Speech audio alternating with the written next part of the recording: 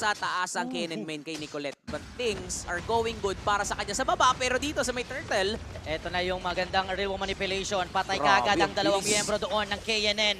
Tuloy-tuloy ang poke na nanggagaling sa Rock Grabe, Prime. no? Keanu rin ay tinodas na nila lang todo.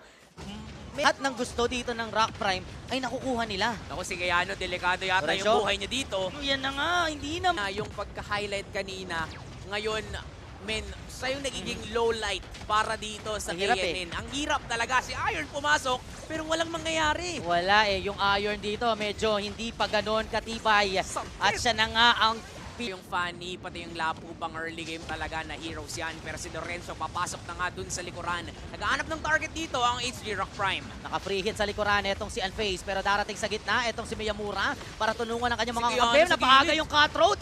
Sa gilid naroon si Keanu, si Iron Aray din ko! natutunaw! The real manipulation, Lasoink!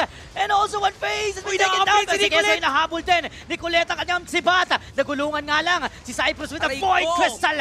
The Void Blast! Pinoy Blast sa mukha! Dalawa na lang ngayon na makunat ang matitira sa KNN. Kaya ba nilang dumepensa? Kaya pa naman yata kasi pipiliin yata ng HG Rock na lumayo na lang muna si Cyprus dito. Pinapahirapan talaga yung kalaban at nakatrout lang dun sa gilid. At dito sa Royal Rumble, walang